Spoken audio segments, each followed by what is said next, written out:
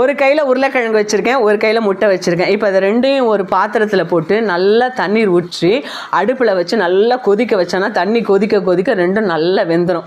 வெந்து முடிச்சதுக்கப்புறம் இது ரெண்டும் பார்த்திங்கன்னா ரெண்டு விதமாக மாறி இருக்கும். எப்படின்னு சொல்லி கேட்குறீங்களா? பாருங்கள், ரெண்டுக்கும் ப்ராசஸ் ஒன்று தான்.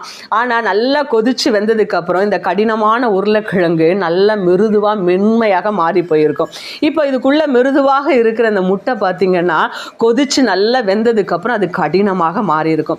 ரெண்டுனுடைய சூழல்கள் ஒன்று தான், ஆனால் மாற்றம் பார்த்திங்கன்னா வெவ்வேறு விதமாக இருக்கிறது என்று சொல்லி பார்க்கணும். இதே போல் தான் மனிதர்கள் கூட ஒரே விதமான சூழல்களில் கடந்து வந்திருக்கலாம். ஆனால் அந்த சூழல்கள் ஒருவர் என்ன பண்ணுவோம், வைரமாக மாற்றிடும், இன்னொருவரை அந்த சூழல்கள் உடைத்து உருக்குலைந்து ஒன்றும் இல்லாமல் போக செய்தோம். இயேசு கிறிஸ்துவை சிலுவையில் அறைந்திருக்கும் போது அவரோடு கூட ரெண்டு திருடர்கள் என்ன பண்ணாங்க, வலப்புறத்தில் ஒருத்தன் இடப்புறத்தில் ஒருத்தனையும் அடைஞ்சிருந்தாங்க.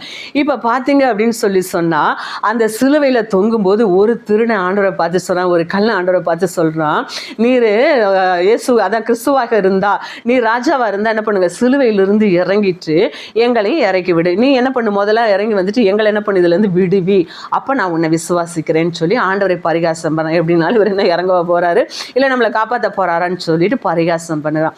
ஆனால் இன்னொரு திருடம் பாருங்க, அவன் சொல்கிறான், இந்த ஆக்கினை அடைஞ்சு கூட உனக்கு மனமாற்றம் வரலையா அப்படின்னு சொல்லிட்டு அவன் சொல்லுகிறான், நாம் செய்த தப்புக்காக சிலுவையில் தொங்குகிறோம், நம்ம செய்த பாவத்துக்காக இந்த சிலுவை மரணம் நமக்கு கொடுக்கப்பட்டிருக்கு. ஆனால் நம்ம பெற்று அதே ஆக்கினை அவரும் பெற்றிருக்கிறார், ஆனால் பாவம் எதுவுமே செய்யலையே, இந்த நிலையில் உன்னால் எப்படி அவரை பரிகாசம் பண்ண முடிகிறது என்கிறது அந்த அர்த்தம்.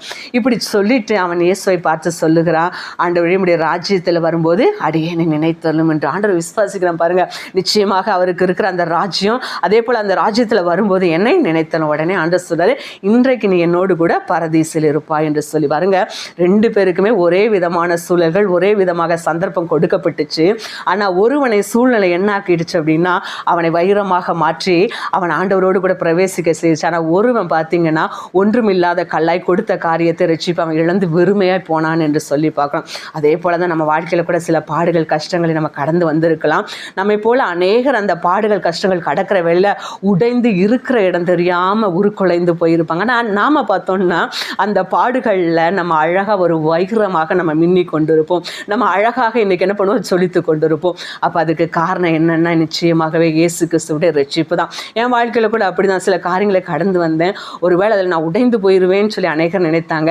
ஆனால் அந்த பாடுகள், அந்த சூழல்கள் பார்த்திங்களா என்னை ஆண்டவருக்குள்ளாக அதிகமாக உருவாக்கி இன்னும் ஆண்டவருடைய அன்பை இன்னும் அதிகமாக என் வாழ்க்கையில் நெருங்க செய்தது. இன்றைக்கு பார்த்திங்கன்னா அநேகருக்கு பிரயோஜனமாக மாற்றுது. இன்றைக்கு நீங்கள் உடைந்து போகிறவர்களா அல்லது இன்றைக்கு வைரமாக ஜொலிப்பவர்களா? நீங்கள்